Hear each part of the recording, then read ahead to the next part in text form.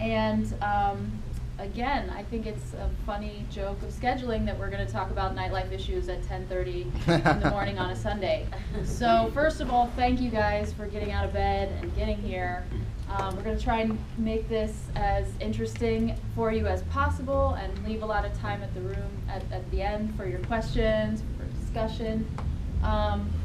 But really what we're here to talk about is a drug maybe that we haven't talked about yet at the conference, MDMA. So a lot of people are using this drug primarily in nightlife and festival settings. They use a lot of other drugs. And so the conversation we want to have here is how can we be honest about what's happening? How can we make young people as safe as possible, given what they're using in these contexts? And how can you get involved and go back to your chapters wherever you are and make a change in this in these environments? So we have a great lineup of speakers. We're going to have Mikayla talk to you a little bit about personal harm reduction and what you need to know as an individual. We have Brian and Brooke. I'm not sure who's going to talk about which, but they're going to talk about two organizations. One is DanceSafe and one is AMPLIFY. And these are organizations that go out to actual music events and help educate the people there and provide services to them. And then we're very lucky to have Dede Goldmsmith, who is a parent of a young woman who actually took MDMA at a club in DC and unfortunately died. And she has used this as a way to start a campaign to make music events safer. So she's going to tell us her story about that. So I'm going to let them do the speaking, and we're going to start off with Mikayla. Good morning, everyone. I commend you all for making it here so early. Wonderful job. Just a real quick disclaimer, I'm not currently representing any organization, so anything that I say is just my opinion. I've been involved with live music events since I started going to college. It was about 5 years ago. I was introduced to electronic music, and I was really inspired by the community, and so I stuck around. I've been to countless festivals, shows, and over that period of time, I would see people around me behaving in ways that were unsafe, and I would see friends behaving unsafely, and so I made it a mission, and my friends sort of collectively decided that we needed to be the best partiers we could be. And if you're safe, you can keep partying. And I use the term party loosely. Anything that brings you joy to me is partying. You know, that can involve drugs, that can not involve drugs. It could be at home, it could be anywhere. So if you hear me spouting about partying, it's not like a rager every single time. So one of the first things that I always think about when I'm going to go to an event is what I'm going to bring with me and how I'm going to bring it. My favorite thing to carry all of my belongings is a utility belt, which unfortunately fell apart last night midst party, so I will definitely be getting another one. Find something that is comfortable to wear and is secure on you. One of the reasons that I don't like to wear a backpack is that I can't see it. You know, you have to swing it around in order to get a hold of it, and if it's behind you, then other people can reach into it. So that's a good safety thing. It also just eliminates the amount of extraneous things you have to worry about losing, because when people are taking substances, you have a propensity for losing things that you brought. I lost my grandma's wedding ring at Burning Man last year. I found it miraculously at another festival. What? Greatest story ever. So long story short, keep track of your stuff. Keep track of your belongings. If substances are involved, it's way easy to set something down and forget where you put it. Let's see. So what are the kinds of things that you always bring with you when you go to an event? Key, house key. House key. Water.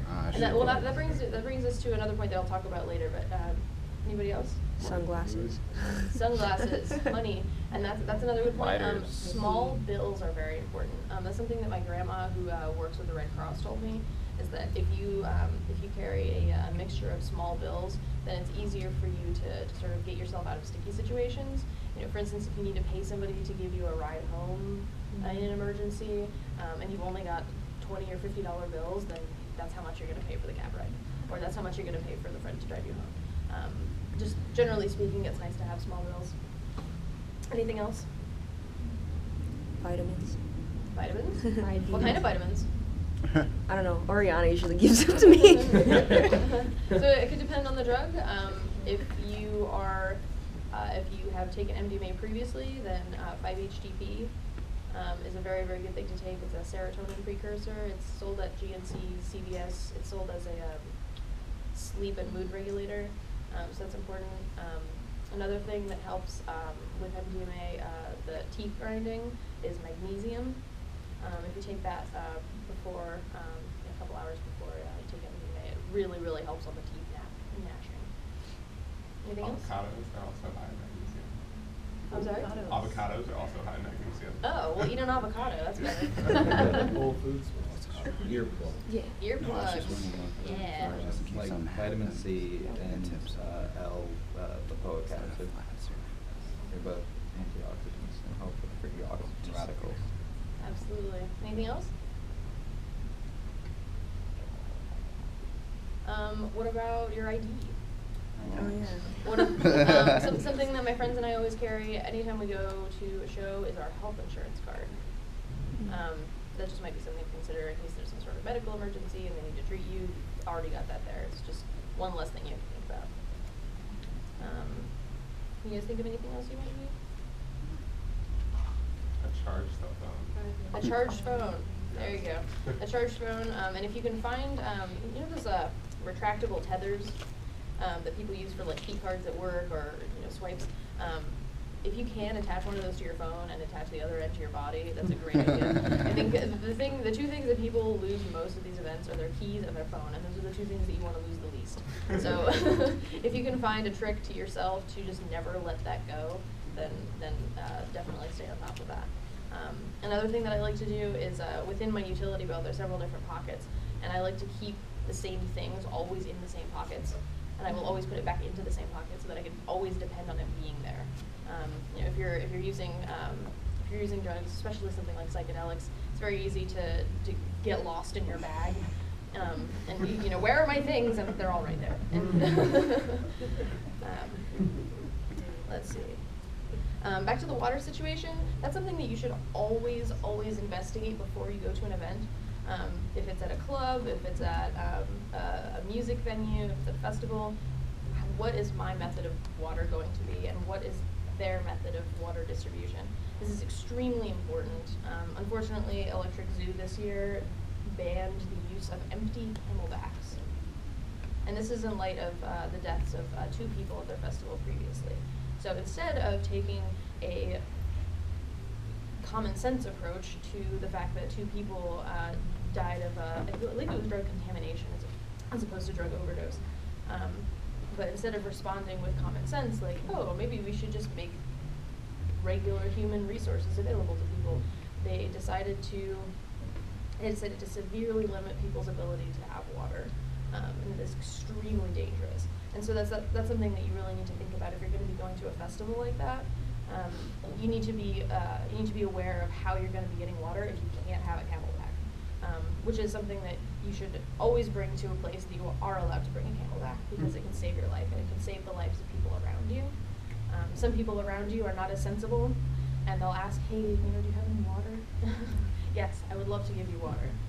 So that's another part of community building, is just making sure that people around you, the ones who look like they're sort of nodding off or zonked out, make sure they have water. If you have excess, make sure that they have some too. Start a collection of bottle caps that you can then bring with you to an event that doesn't let you keep the tops to bottles. Yeah. Oh, good idea. That one took a long time to figure out. Pro tip. Something else that you should be thinking about before you even get to where you're going? You know why they don't let you bring bottle caps? There's a lot of different reasons they'll tell you why. The main one I hear more often than not is so that you aren't able to throw a closed bottle of liquid at the stage. So it's a safety issue is what they say, but primarily the reason is so that you tip it over and you have to buy another drink. really all that I have ever seen that it really boils down to. I mean, it definitely is an issue. Like, there was a festival in Richmond where a performer got hit with a bottle, I think 2 years ago. I mean, it definitely does happen, but you know, when it's, you know, I guess that's the fine line you have to walk. And sorry, we're gonna take questions at the end. I'm sorry, I would really like to be able to answer questions now, but we're gonna try to do that at the end. So another thing that you should be thinking about before we even get to the venue, there's like this is all something that it seems like a lot of information when I give it to you, but over time, after lots of practice, it'll just be second nature to you. You'll be a professional partier, and you'll know what you're doing, and you'll be safe every time, and every single time there won't be an incident for you and your friends. And you know, if there is an incident around you, you'll be more equipped to help other people. So transportation, always have that figured out beforehand. Always, without exception. Is there a DD? Is your DD's drugs going to wear off by the time they're supposed to be driving? Do you have Uber? If you live in a city that has Uber, it will save, like, I believe that Uber's saving people's lives, honestly, because it's way easier to use than a cab. It's, here, there's a button. There's a button. You push it, you push the Uber button, and then it finds you, and then you push another button, and then a car comes to you. And in some places, it's actually cheaper than a cab. It's also something that you can split with other people in your car, so just split fare. It's the easiest thing in the world. You have no excuse not to use it. Let's see. Security is an important thing to be aware of. It's a complicated issue. I mean, of course, we don't discourage or encourage drug use, but it's something that does happen. People use drugs, and people try to smuggle drugs into places, for festivals especially. And if you're going to be going through security, just please be careful, be sensible. Look at, you know, what's happening in the line above you. You know, how thoroughly are they searching bags? Are they patting people down? They have dogs. Did anybody go to Hudson Festival this year? Yeah, me too. It will go down in history as gargantuan. Anyway, there were 3 security checkpoints, one of which almost always had dogs, and the other one occasionally had dogs. And they were busting people left and right. I got there and I saw a kid in a cop car going the other direction leaving, and I had just gotten there. So really, just keep track of yourself, keep track of your belongings. I don't want to encourage anyone to like evade the law or hide their drugs, but if you want to avoid being arrested, that's something that you should do. For being at a party, try to be aware of your scene. Be aware of the kind of drugs that are being taken. Sometimes you'll end up at a house party, and in one room everybody's doing cocaine, and in the other room everybody's like laying on the ground doing ketamine, and you know, maybe outside people are drinking, and just be aware of your surroundings. Be aware of the substances that other people are using. You might be in a position to help them at some point. If there's some sort of emergency, you just really want to be on your toes. Which brings me to another point that if you want to be a professional partier, and if you want to know as much as you can, or if you want to be a professional partier, then you want to know as much as you possibly can about the substances that you're around. You want to know the kind of dosage that's going on. You want to know what it looks like if it's been messed with. You know, if there's any weird contaminants in it. Many times you can't tell. Drug testing kits. Get a drug testing kit.